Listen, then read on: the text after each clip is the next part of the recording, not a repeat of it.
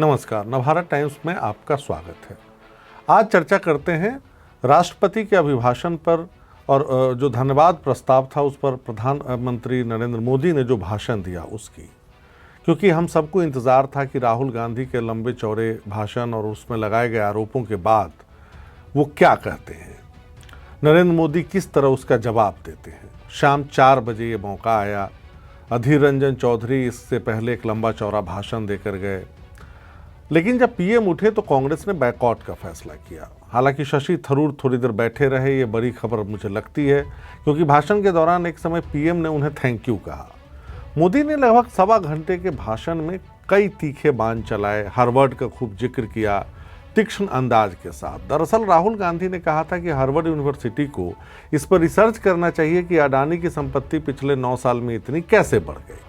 राहुल ने हिंडनबर्ग की रिपोर्ट के बाद अडानी पर उठे सवालों को ही हथियार बनाया। उन्होंने मोदी से सीधे सीधे कई सवाल पूछे कि कितनी बार मोदी के साथ अडानी विदेश गए, कितनी बार उनके बाद गए, हर बार कहां कहां से अडानी को कितने ठेके मिले। राहुल ने कुछ उदाहरण भी गिनाए थे, बांग्लादेश कब गए, पावर डील कैसे हुई, इजराइल कैसे गए और डिफेंस डील कैसे हुई अडानी की, वहाँ के सरकारों या कंपनियों के साथ जो भी कही है।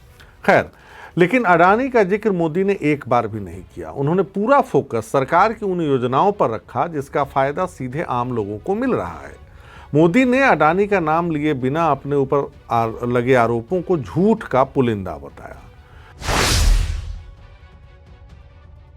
नरेंद्र मोदी ने राहुल का नाम लिए बिना तंज कसा, और ये तंज कैसे कसा ये देखिए आप भी।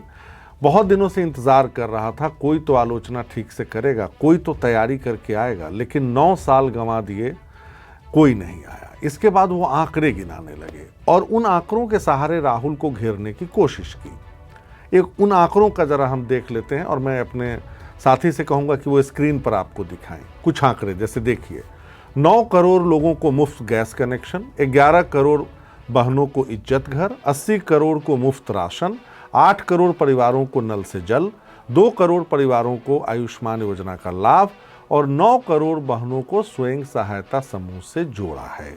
इसका जिक्र पीएम ने किया और ये बताते समय, इन आंकड़ों को बताते समय पीएम ने लाभार्थियों को ही अपना हथियार बना लिया। वो कहते हैं, वो माताएं तुम्हारी गालियों को कैसे स्वीकार करेगी, तुम्हारे झूठ को कैसे बर्दाश्त करेगी।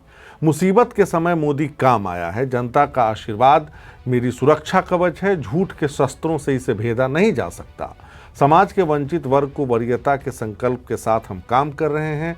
दलितों आदिवासियों के लिए काम करना मेरा संकल्प है और 14 के बाद इन्हीं वंचित परिवारों के लिए हमने ज़्यादा काम किया है, जिनके घर में बिजली नहीं पहुंची थी, नल से जल नहीं गया था, कईयों के मकान पक्के घरों के हो गए, आज वहाँ 4G कनेक्टिविटी है जहाँ पानी नहीं पहुँचता था।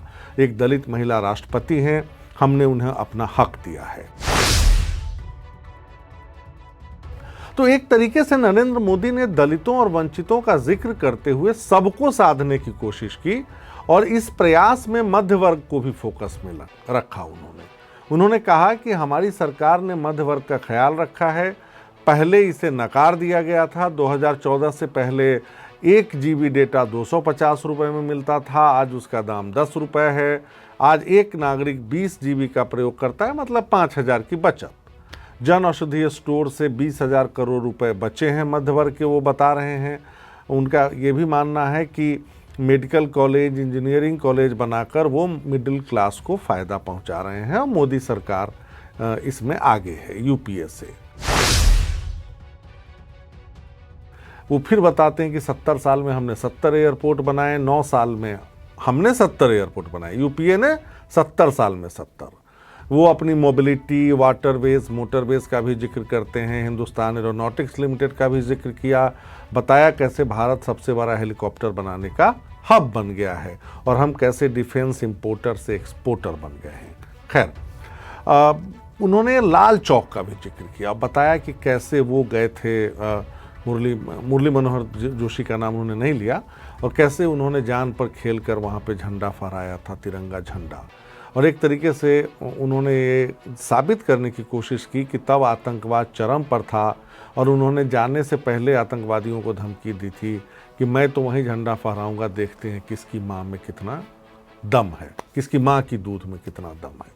खैर, कुल मिलाकर वो राहुल को बताना चाह रहे थे कि आप जो वहाँ गए हैं तो शांति है और ये देन मोदी सरकार की है। उन्होंने भारत जोड़ो यात्रा के समापन का एक तरीके से जिक्र किया बिना नाम लिए, लेकिन महंगाई, बेरोजगारी और अडानी के ज्वलंत मुद्दे पर मोदी ने चुप्पी साध ली।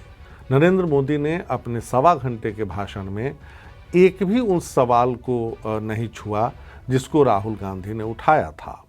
पीएम होने के नाते हो सकता है प्रधानमंत्री किसी एक व्यक्तिगत तौर पर किसी एक उद्योगपति का नाम नहीं लेना चाहते हों, लेकिन तमाम और तरीके हो सकते थे जिसके सहारे वो अडानी के साथ अपने रिश्तों पर उठे विपक्षी सवालों का जवाब देते।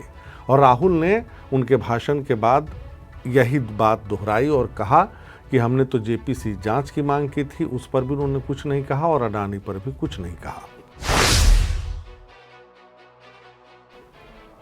और मेरी समझ से मेरी राय है कि भाजपा के लिए यही सबसे बड़ी फांस है। इसका जिक्र हमने कल भी एक वीडियो में किया था।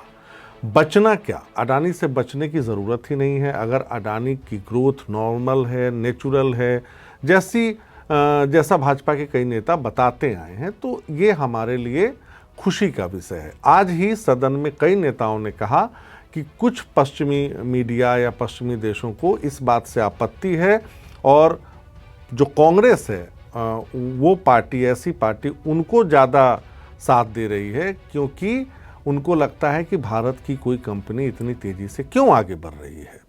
अगर ये सही है तो मेरा मानना है, मेरी समझ से मोदी को भी परोक्ष तरीके से ही सही अडानी का नाम लिए बिना इसका जवाब जरूर देना चाहिए था, क्योंकि हम पिछले मौक़ों पर देख चुके हैं, चाहे वो क्वात्रोकी का मामला हो, चाहे वो नेहरू के समय चीन का मामला हो, तमाम मौक़ों पर मोदी ने नाम लेकर वार किए हैं।